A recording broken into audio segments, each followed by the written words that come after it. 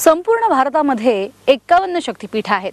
त्यातली 3.5 शक्तिपीठ महाराष्ट्रामध्ये आहेत। यात 3.5 शक्तिपीठांचं आणि त्याबरोबरीने इतरही महत्त्वाच्या देवींचं दर्शन आम्ही तुम्हाला घडवणार आहोत TV9 च्या माध्यमातून।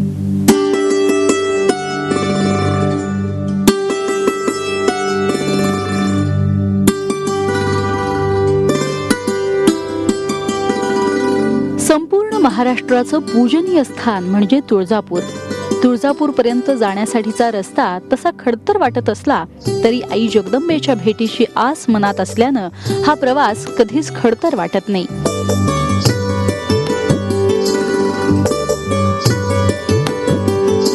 आपल्या कुलस्वामिनीचं दर्शन वर्षातनं एकदा तरी व्हायला हवं असं म्हटलं जातं। मात्र नवरात्रात सुद्धा ते घडतंच असं नाही आणि म्हणूनच आमची संपूर्ण टीम तुम्हाला दर्शन घडवतीये तुमच्या कुलस्वामिनीचं आणि विशेष म्हणजे महाराष्ट्रातल्या प्रमुख देवींचं सुद्धा।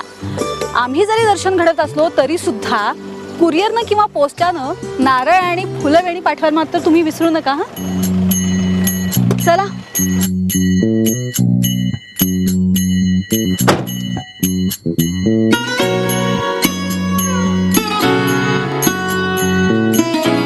तुळजापूर हे उस्मानाबाद या जिल्ह्यापासून 22 किलोमीटर तर सोलापूर या जिल्ह्यापासून 44 किलोमीटर अंतरावर आहे।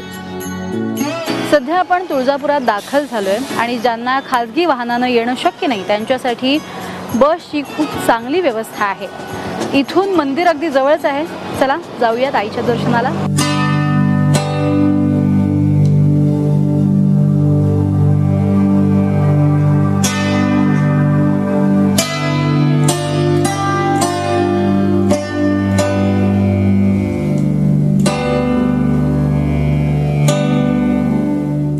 भवानी मातेनं शिवाजी महाराजांना तलवार दिली आणि हिंदवी स्वराज्याचा मार्ग मोकळा करून दिला।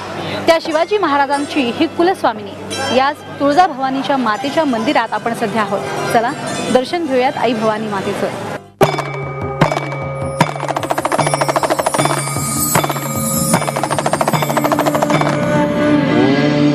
कुंजिका स्तोत्रम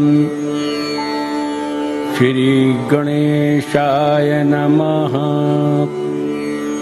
ओम अस्य श्री कुंजिका स्तोत्र मंत्रस्य सदाशिव ऋषिः अनुष्टुप् छन्दः श्री त्रिगुणात्मिका देवता। ओम ऐं बीजम् ओम ह्रीं शक्तिः ओम क्लीं कीलकम् मम सर्वाभीष्ट सिद्ध्यर्थे जपे विनियोगः।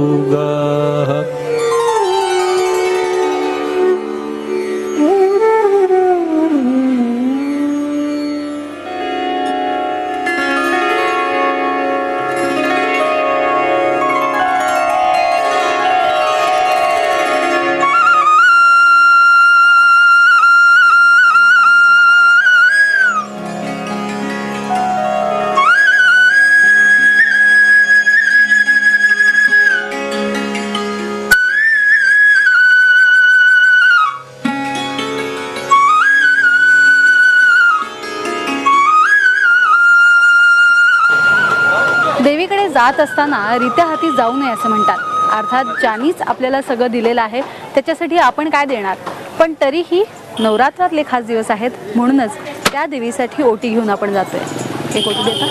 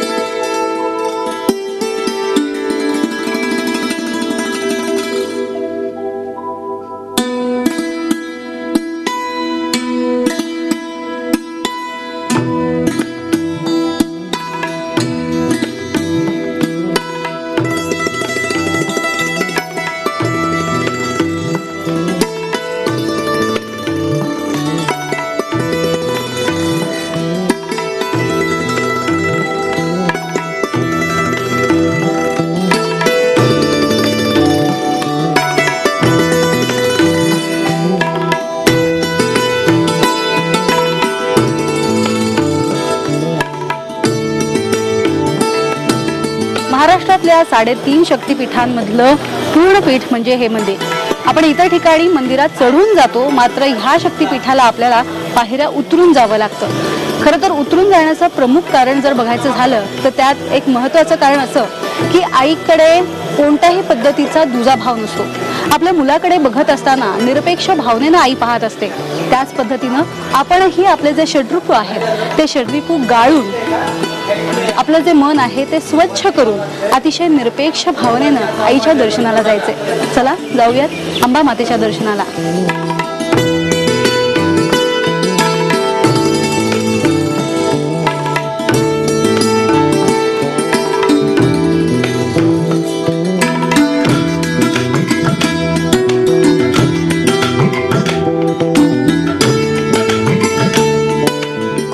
च्या वेळी कर्दम ऋषींची पत्नी अनुभूती हिच्याबद्दल कुंकूर नावाच्या दैत्याला अभिलाषा उत्पन्न झाली. तिच्या पातिव्रत्याचा भंग करण्याचा त्यानं प्रयत्न करताच देवी पार्वती ही त्वरित धावून आली.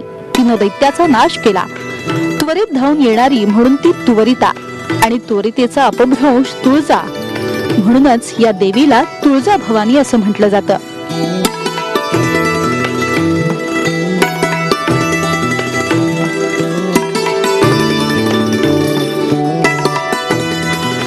दर्शनाला जात असताना इथे उजव्या हाताला गोमुख कुंड लागतं.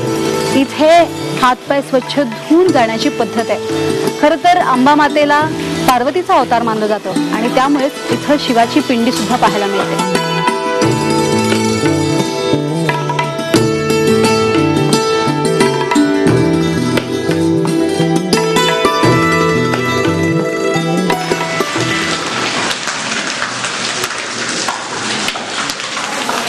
हे जे पाणी आहे हे जिवंत झऱ्याचं आहे असं मानलं जातं. मात्र ज्या काळामध्ये पाऊस कमी आहे, बहुतांशदा आपल्याला असं पाहायला मिळतं की उन्हाळ्यामध्ये इथे मात्र पाणी खास सोडावं लागतं.